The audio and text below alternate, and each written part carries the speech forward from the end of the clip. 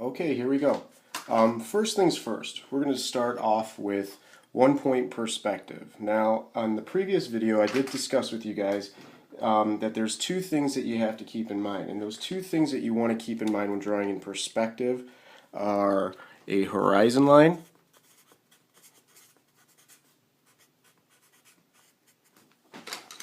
you guys can't see. A horizon line and a vanishing point.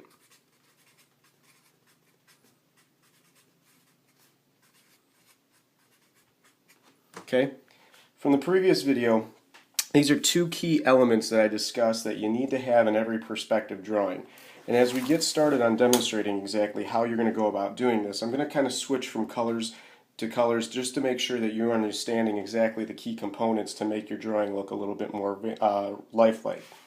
The first style that we're going to work with is called a 1-point perspective drawing. Okay? And a 1-point perspective drawing basically means that somewhere on the horizon line, and I'll abbreviate this, horizon line, okay, there is a vanishing point. And the vanishing point can be anywhere on that line. It can't be up here and it can't be down there. It's got to be on the line. So I'm just going to kind of put that over here, and I'll label that as well for you. VP for vanishing point.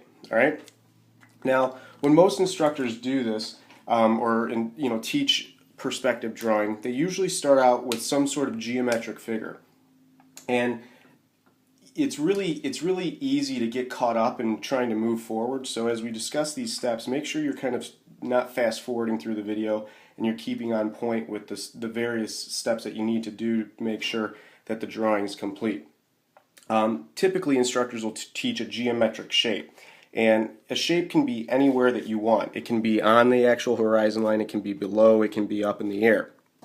But I'll show you examples of both, and that geometric shape that I'm going to use is just a very basic square. And I'm going to put a square right there below the horizon line. I'm going to put one on the horizon line. And then I'm going to put one above the horizon line. Now, people will ask, why did you draw those geometric shapes? Why did you draw those squares in the areas where you did? Can you put them anywhere? And the answer to that is yes, you can. But the next couple of steps will explain exactly why I did that and some key characteristics that you need to look for when drawing in 1-point perspective. Now, those objects all need to be kind of fading back to that original vanishing point. And this is where your straight line, your ruler will come in. Again, if you don't have a ruler, it's not a big deal, but it would help to make the lines as straight as possible so that it looks as realistic as you can. What you do is you take those objects, and I'm going to use my ruler because I don't know where my straight edge went. I lost it. You take a ruler and you take all the points of your object back to the vanishing point. And I'm doing this in red just to illustrate exactly where those lines are.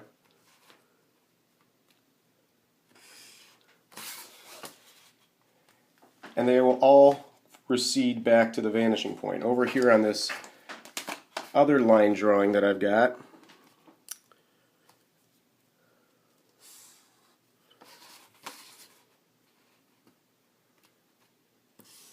I have those two edges.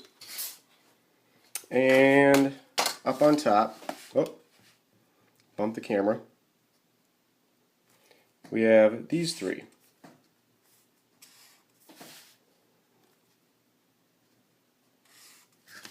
Now, for the sake of drawing, I'm doing a very poor job, and this is another example of something that I see most students do while they're rushing through a demonstration, or while they're rushing through their drawing.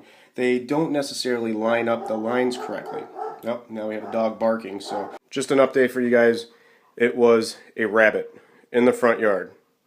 Apparently the rabbit did not want to hear the video explanation of drawing in 1-point perspective. Alright, so getting back to what I was explaining about students making really quick decisions on their drawings, you can see how the red lines don't really match up very well. That was because I was rushing for the sake of time. One thing that you want to have that you don't want to get into is doing that, is rushing the lines, because sometimes just that little centimeter or millimeter or even a fraction of an inch, whatever standard of measuring that you use, it can throw off the drawing and make it not look very realistic at all. And I would also recommend that when you're drawing your geometric shapes, even if it's a loose thumbnail sketch, that you try to pay as much attention as possible. Now, one thing that a couple students have asked me in the past is, I understand why you've traced back, these 3 edges right here, or the 2 edges of the object that's on the on the horizon line, and up here too. I understand those 3, but how come you skipped the 4th one up there, or the 4th one down there, or these 2 on the opposite sides? And the answer to that's quite simple. When we're drawing in perspective, one of the things that you got to keep in mind is these objects that we're drawing, we're not drawing them as see-through objects. Of course, if we were doing that, we could draw them back, the lines over here, back to the vanishing point, but it gets a little confusing because then you have multiple lines going back to that same vanishing point. When it comes time to erase, it's just a little difficult understanding exactly where those lines should go. So I like to just kind of keep in mind or explain that the edges of the object that are the closest to the vanishing point are those edges that you should trace back to the vanishing point. This one over here is not close at all, so there's no need for me to draw it. The same over here. Now, a couple people have asked when I've done this demonstration before, well, why did you put, the objects in the areas where you put them? Could you reverse it and have them look, be on the right side? And I do. Or you can, I'm sorry. I will do that just by simply rotating the piece of paper. Turn the piece of paper, and now I have them all on the opposite side. It really doesn't matter. It just depends on exactly what type of feeling or what type of look you're trying to give your perspective drawing. So let me kind of turn this right side, and we'll go into kind of finishing it up. Now, I told you guys in the past that this is a very simple process. What you end up doing is you have to make a decision on exactly how far back you want this object to go. And maybe red isn't a good choice since it's a blue drawing.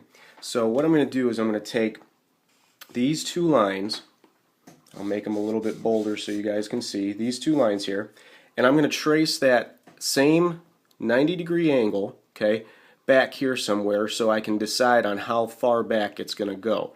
And I want this rectangle that's below the horizon line to be fairly long. So I'm only going to draw these 2 edges back there. Then I can connect the line to an edge, and then connect the line to an edge. What that leaves me is a 3-dimensional object, and I'll try to shade this in, a 3-dimensional object that fades all the way back to this vanishing point. And again, if it's a little confusing to see, I'll outline it in black Sharpie so that it's a little easier.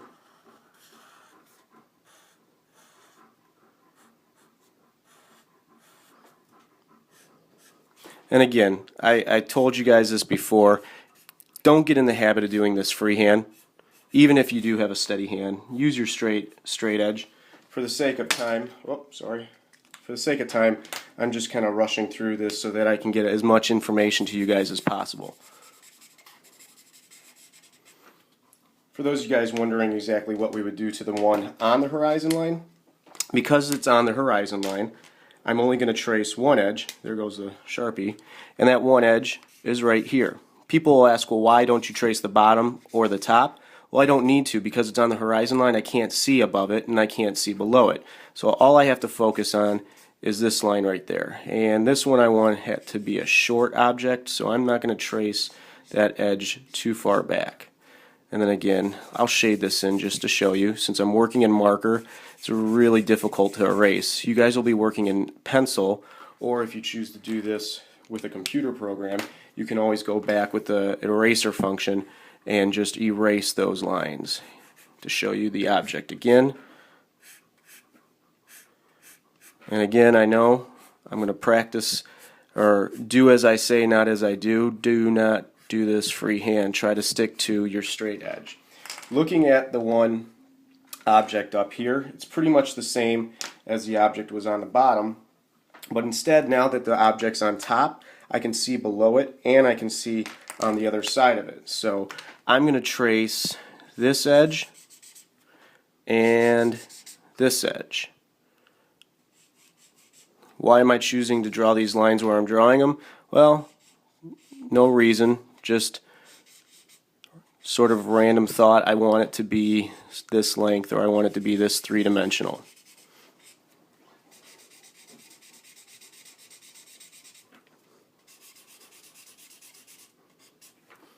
Now, with a drawing, you would go back and finish this by erasing those red lines, or I'm sorry, you would be erasing your pencil lines. But for it to show up on the camera, I really wanted to make sure that I could differentiate between the lines that I was drawing and the guidelines that I was making with the straight edge.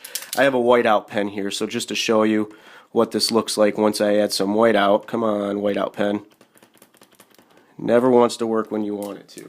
But the lines that would end up being erased would be all the red lines that I'm putting a pencil X on. Okay? That's one-point perspective drawing. Go ahead, practice this in your sketchbook, and tweet a picture to Mr. Pappas Teach. That address will be right at the top. Go ahead and use your sketchbooks and your cameras and tweet your version of a one-point perspective drawing with the horizon line labeled and the vanishing point labeled, and 3 objects, one below, one on, and one above the horizon line. Make sure you erase your lines and label both objects, the vanishing point and horizon line right there, and I will get feedback to you as soon as possible.